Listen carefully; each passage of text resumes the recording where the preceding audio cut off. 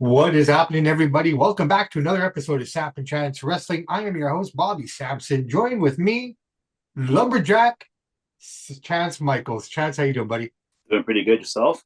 Good, man. I'm only calling it because I never seen you in the plaid, bro. Good once in a while. Once in a while. Nice, man. It looks good on you. But thanks. Yeah, switching it up. There you go. There you go. There you go, brother, man. Listen, WWE. There's really not much to talk about, honestly, man. I mean, we Raw's happening as we speak right now. Seth Rollins, Finn Balor are going at it as we talk to determine the last spot in the Elimination Chamber. We know the full Elimination Chamber now for the women. Yeah. Bailey, um, Liv Morgan, Bianca, Naomi, and then Roxanne Perez qualified tonight, and Alexa Bliss. So that card is full. Pretty solid, elimination table for the women's. That's a stacked roster there. No, it's a stacked roster, absolutely. I mean, the one person on there that wouldn't be considering it stacked would be Roxanne Perez, but in her own way, she's doing great, man. Not yet, but she will be soon. She's doing really, really good. I'm really impressed by her, and even tonight, she looked great. Pardon me. But the men's side, like I said, we waiting on the last one. We should know that in about a half an hour's time. We also know there's going to be an unsanctioned match at Elimination Chamber now versus Kevin and Sammy. I thought that would have been a Mania match, but I don't know. Let's see. Yeah, that's good. Get that out of the way now. They got probably have different feuds for those guys at Mania, so probably something. Maybe they do it again if it's good enough, right? Well, hey, like I said, I mean, I'm kind of clinging to this thought that you kind of put forth. Owens, Seth, Drew forming some sort of faction here at some point, Possible. Because I'm looking at the Elimination Chamber on the men's side.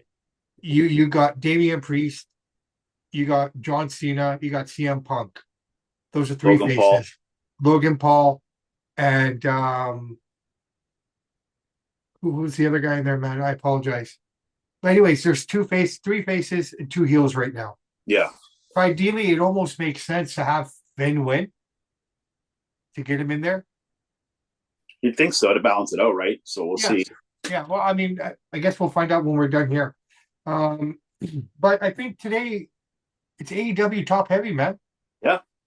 Yeah. AEW top heavy. We had Australia Grandslam happened over the weekend. Look, you know what? The show itself wasn't bad. Yeah, I enjoyed it. I didn't mind it. Yeah, I mean, we had what, 5 matches throughout the whole night? 5 matches, yeah. To kind of play with. Again, it was shown on TV, but the show had been marred from the get-go with a lot of issues in terms of communicating. We talked about that last week as well. You know what? I didn't have my microphone. We had a lot of issues with the communication. We had a lot of issues with the build-up, in my opinion. And it got even worse when they got to Australia. Now, I'm sure you noticed it, but dude, that ring was tiny. Yeah, it wasn't their usual ring. I guess there's lots of 18 by 18 rings there. I don't know why they didn't contact another promotion that had it. Maybe they did, and that ring wasn't a good quality. A lot of the indie rings, well, dude, they didn't help themselves out when they released a comment saying, "Oh, well, this, we planned this 3 months ago." But the thing is, as a guy who owns a ring, I know for a fact most indie rings are crap, right? So they might be 18 by 18 or 20 by 20, but they're not good quality. There's only one good quality ring in all the lower mainland. That's CAW's ring. That's the best ring by far. It's brand new, good quality stuff, good underlay, good mats, good ropes. But a lot of the indie rings are crap. So maybe they had an 18 by 18. They checked it out. Said, we can't use this for show quality. Either way, they should have been ahead of the curve. That shouldn't happen. That would never happen with Vince McMahon. It just goes to show you how Tony runs the show, He's taking a lot of flack. He was booed pretty bad in Australia.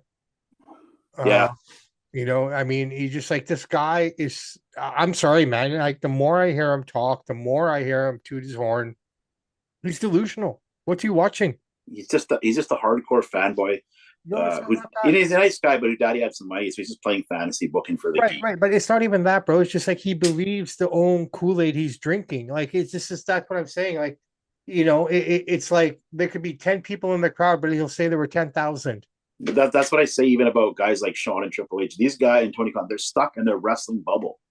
They don't understand the outside world. Well, Sean Triple H do a little more than Tony. They think that everybody wants JD McDonough and Finn Balor and all these little guys in AEW, but it's not reality. And they're just so stuck in this wrestling bubble. That's why most of my favorite writers are outside guys who have never been wrestlers because they can relate to everybody.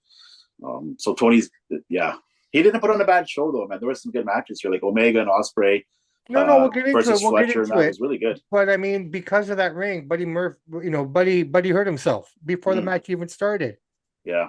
Because there's gaps in the foam. Right? That's what I was saying before, man. Most indie rings are low quality. There's very few good quality independent wrestling rings. But the point that I was trying to make, someone made a comment about the ring, and someone from AEW, aka QT Marshall, he responded by saying, "Hey, we had organized this 3 months ago." Well, if you organized it 3 months ago, you should have had a sense of what you were getting into and what you were grabbing, right? Like, it just shows the lack of, I don't know, it just shows that's dealing with indie world, man. A lot of the indie promoters have crappy rings. They tell you all this stuff, and then when it comes showtime, you get a crap ring and a crap product. So let me ask you: when Australia or when WWE ran their show, did they transport their own? Like, I don't know. I'm just guessing. Did they transport their own wing, or like? I'd assume so, right? Because I mean, if they got, they're not going to rely on a third party to give them some crappy ring. They have too much money. No, probably shipped it. Yeah. So the reality of it is, it's like that's what they probably ended up doing, I think, right? Or they got somebody to build them a good quality ring over there, and they checked it. I'm not sure how they did it, but they wouldn't have a ring like that. That would never right. But if they got a good quality ring from Australia while they were there, what prevented? No, I mean, they might have got somebody to build it for them. No, but I'm saying that. But the thing is that ring is still there somewhere in Australia, then, right? You'd assume so. Pretty sure they wouldn't have brought it back with them. Yeah, I don't know what happened there. Yeah, but anyways, you know what? Those are the gripes. That's that. Everything is everything. Why don't we get into the actual card itself? Like we both said, it was a good card. I mean, it wasn't bad. Despite everything we've said right now, the card itself was pretty good. Will Ospreay, Kenny Omega versus Kunze Takashita and Kyle Fletcher. Man, this match was ballet. I'm gonna call it what it is, man. It was so, but these guys are fluid. I mean, some amazing ballet though, because some of those moves Ospreay pulls off, nobody else can do in the world. It's pretty impressive. No, that stuff that him and Kyle Fletcher were doing, where he did a backflip off the rope, came and caught him in midair, turned him over, flipped him back, blam blam. You know what I mean? Just this, it's just poetry. Honestly, It's just so smooth moving. Kenny Omega getting a huge pop coming out there. I mean, I have nothing but good things to say about this. But again, it's not a match I want to see all the time, to be fair. Yeah. This is kind of what I think the problem with wrestling is. It's so move heavy, so spot heavy, right? Like, I mean, only a few people can pull that kind of stuff off. And these four guys were the guys that can pull it off to make it look good. Not everyone can have that kind of match. No, I don't think anybody can do what Ospreay can do. But yeah, like the in-ring stuff was good if you like the high-flying spot fest. Yeah.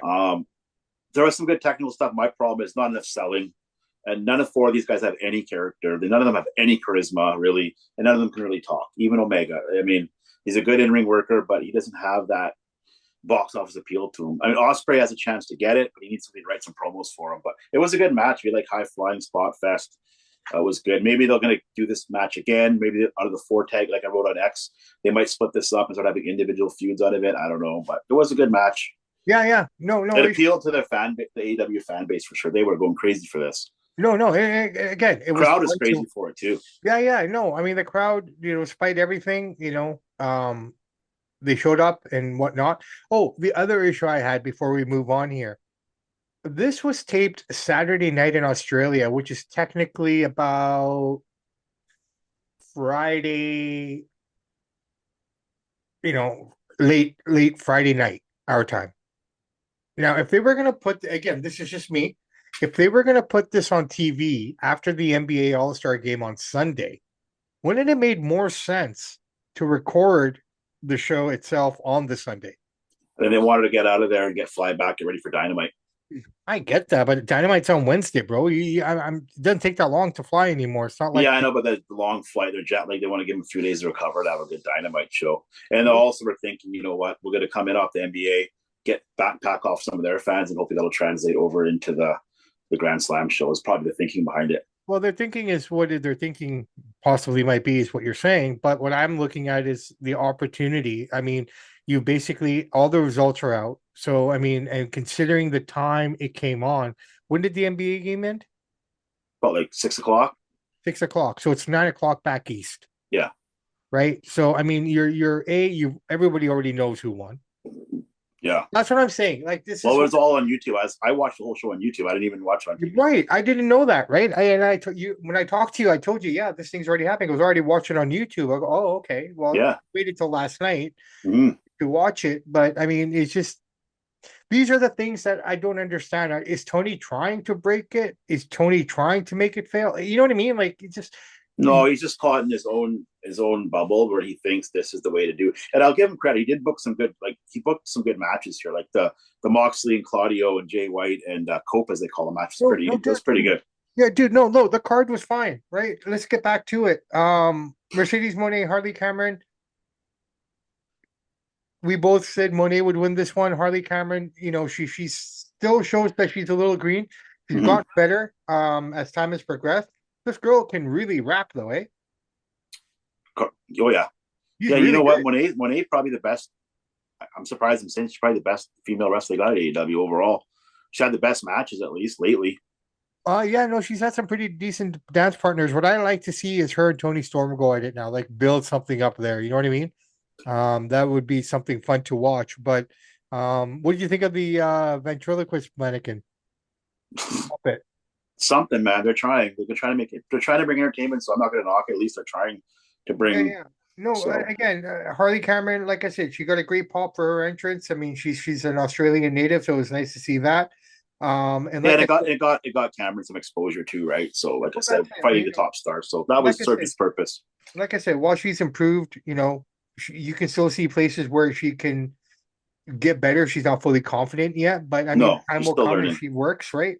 Um, but yeah. All right, Death Riders Good versus Jay match. White, pardon me, and Cope. Wow. Well, first things first, I gotta give Edge credit. I said this on Expo. I'll say on the show. The guy's 51 years old, and yeah, he's a little bit slower running and moving, but man, does he put his body on the line, jumping off tables, getting smashed in the head. Like the guy he gives it everything he's got. He doesn't phone it in. He's a tough guy, and should he be wrestling at 51 doing this? Probably not. But who am I to say not to do that? He loves it, so why not do it? He's making good money, but I'm impressed by him, just how hard and how much he gives. And the whole crowd was singing this song by Alter Bridge, Yeah. which is cool to see. So good for him. No, no, and that's great and everything. Like I said, we called this match the way it was going to be. Mm. I picked the Death Riders to win this one. Um, but it was a hard hitting match. Oh yeah, It was stiff. It wasn't for the faint of heart. Like this is, as close as you can get to a real fight in professional wrestling in terms of physicality and, the way they were throwing their punches and, the way they mm. were landing. Um, I'm I had almost wondering with this loss with Cope and Jay White. This might have it. I'm wondering if Jay White's going to do a heel turn and make a new alliance here. maybe, I mean, every there's one thing I've noticed with AEW, most guys are heel one week and then they become face for a couple weeks and they go back to being a heel. Jay White is one of those guys that kind of fits in that Mm-hmm. category. From week to week, you don't know if he's going to be a face or a heel. So I could see that happening as well. But I think we're all gearing up to Revolution with Mox versus, Edge, Cope. Uh, Oh, stats name on sounds that. horrible, man. I've been very impressed with Edge, man. At 51 to still do what he's doing, and he's Well, enjoying doing it. like I said to you, like when I responded to the little post that you put on X there, I responded to it saying, well, having 9 to 10 years off really helped his body. Oh yeah, You know, absolutely. that totally did. But my only complaint with Edge in this particular instance was that high spot where he jumped off wherever he jumped from. You know, he Yeah, he kind of jumped standing up, like he didn't really dive, yeah, he needs to be careful there. and you couldn't see how he landed really because the camera was back. Well, So that's it, right? But what I'm saying is, it's those kind of moves that put him on the shelf in the first place when he got to AEW.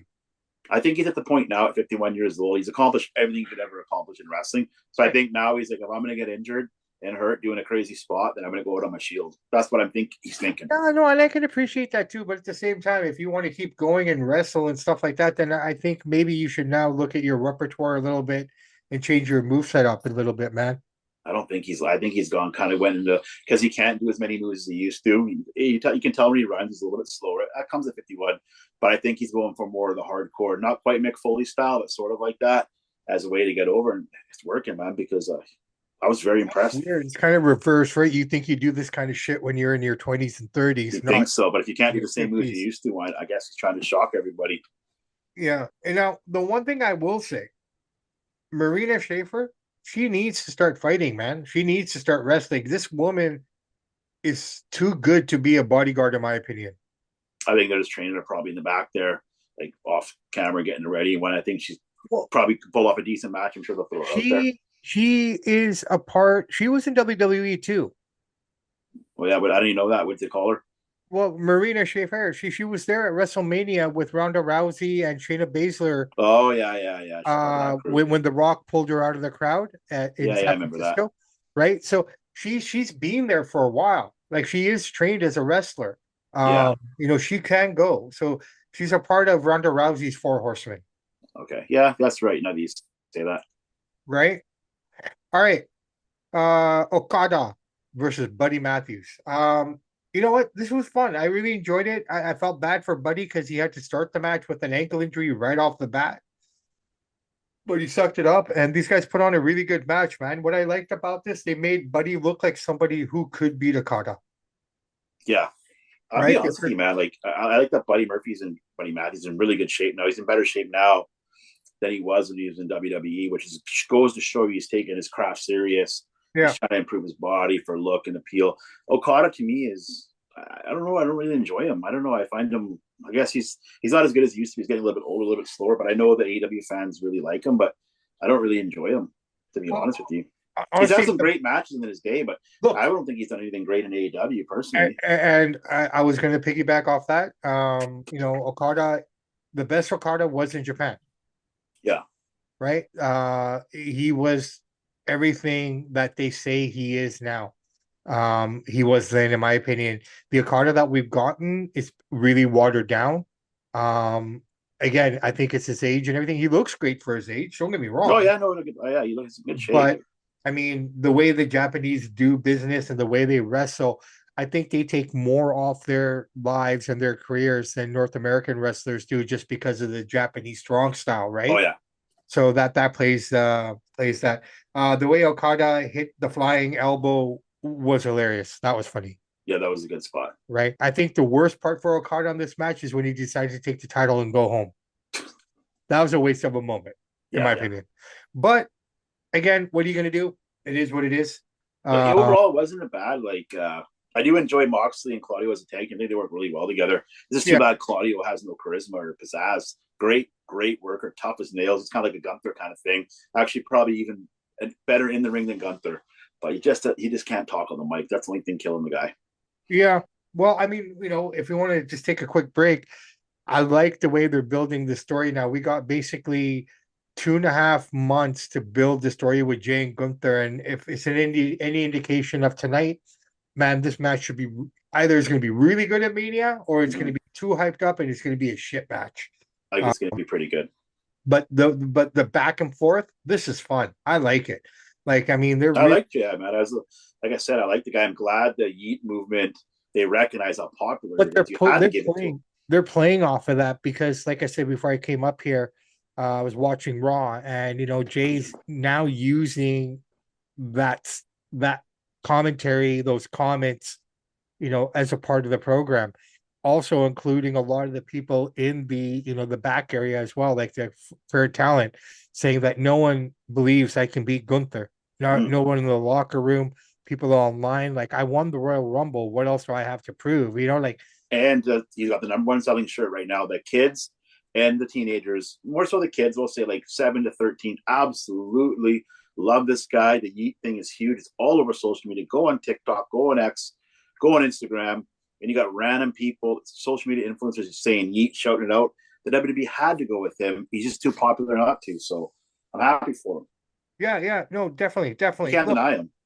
all right, now main event, ready? Yep. Bear with me here. Sorry. Oops. Uh, my apologies. Sorry. Yeah, here we go.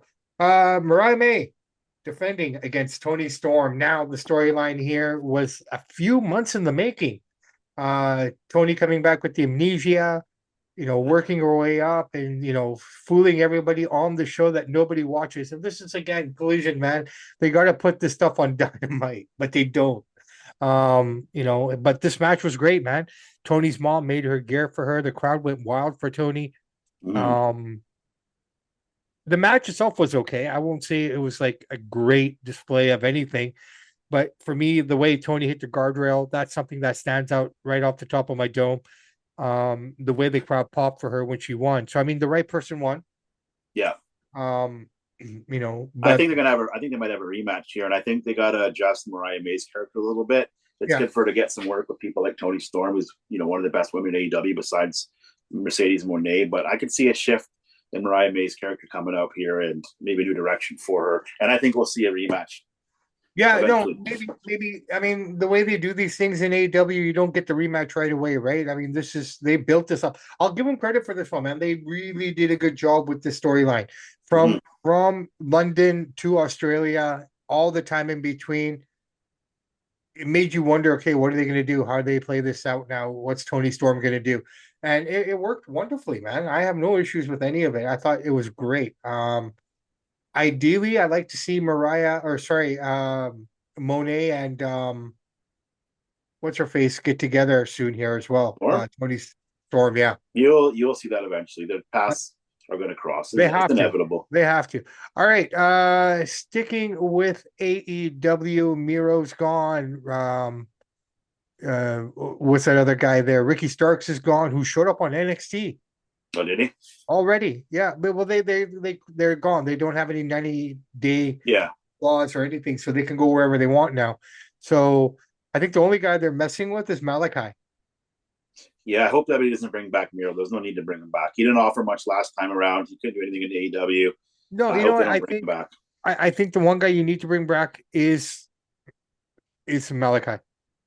He's a good worker. He's got a good character. But the problem with him is you have so many dark characters under Triple H now. Everybody, so many dark characters. You need another dark character in there. We got Yeah, maybe Damian Priest. not. We got Finn. Like we got so much darkness. We Yeah, got the no, Testament. Like I don't know. if he comes We can't. back, You can't always. I'm not saying Malachi Black doesn't have talent. He does. He actually enjoys in-ring work, but you can't bring back every retread just because there's so many people on the roster as it is. You got so much young talent. Bring somebody up before bringing back Miro and Malachi Black. My yeah, personal opinion. no, no, fair enough, man. And if anything has shown us Them TNA or something like that. if anything has shown us anything, the Y6 has not worked out. I said that on the show. I said, man, they did a couple vignettes that were absolutely breathtaking, amazing. They had something so good there. And like I said, they don't have the writers to write that kind of stuff. And they don't know what they're doing. And they drop the ball with the Y6. They'll never get it back. Yeah, no, Unless fair enough. Bo Dallas goes solo or something, maybe. But he's But injured right now, yeah, right? that faction faded out. It's too bad they had something good going there. Well, Once they let's had see their what first match, they just lost that hype. I'm curious what they're going to do with Alexa now because we on SmackDown we started to see some of those glitches in the screen when she was talking. So I don't know what direction they're going to go with her. Yeah. I mean, if anyone, in my opinion, can carry on the Bray Wyatt legacy story kind of style, would be her. Yeah. Right. So I'm curious to see if she incorporates herself with those guys because you got to think about it. Her and Sister Abigail, um, the Scottish girl who's playing her. Oh, she was a superhero at 1.2. I can't remember her name. I don't know what you're talking about. Anyways, the girl in the white six, her and Alexa were very close. They had a good story arc going together. You talking about the blonde girl? Not the blonde girl, I don't know. the girl who plays Sister Abigail in the white six, I don't Nikki even know her. Cross. Nikki Oh Cross. yeah, Nikki Cross. Yeah, yeah. Right? Her and Alexa had a pretty good storyline going together. So I'm Yeah. kind of curious to see if, and it's ironic because when she started to change her character to a Bray Wyatt type of character, Nikki was the one saying, "What's wrong with you? What's wrong with you?" You know what I mean? Mm-hmm. And here she is now, Sister Abigail herself. Yeah. So Too many dark factions, too many dark characters. They gotta do something different because you don't need so much darkness. It's good to have it a little bit, but not 3 or 4 factions of darkness. It's just a little much. yeah, no, 100%. I agree with you. All right, you know what? I'm gonna give the show an A. Well, honestly, I mean, I had no problem with it. It was fun. The crowd made it fun. The Crowd was hot matches, for it, man. A small crowd, but yeah, it was hot. Yeah, the crowd was hot for it. The matches were good. I can't, really find any issues except that Edge should probably stay away from such high spots. You know what I mean? Like, I mean, you're right, 51. I'm not saying your bones are brittle, but the amount of damage, the amount of crap that you put your body I through. think Edge realizes like Daniel Bryan, they only got another year. Like, Edge only has another year or two left, maybe not even. So I figured he's going to go out with a high quality. He doesn't want to do low quality phoning in stuff. So I agree, probably should know the high spots, but he's probably thinking, you know what? I'm not doing this. If I'm going to embarrass myself, I'm going to go all out and give him my all. So we're even saying, wow, it's amazing how he's still doing it. So that it's working. No, It's no, hey working what he's man, doing. Dangerous, but very dangerous. But I think it's more so dangerous for him, in my opinion, just because of the neck injury. yeah, I mean, it doesn't matter if it's healed or not. There's a broken bone is never fully healed, in my opinion. Edge is not going to be walking too pretty when he's 60 or 70. I'll tell you that.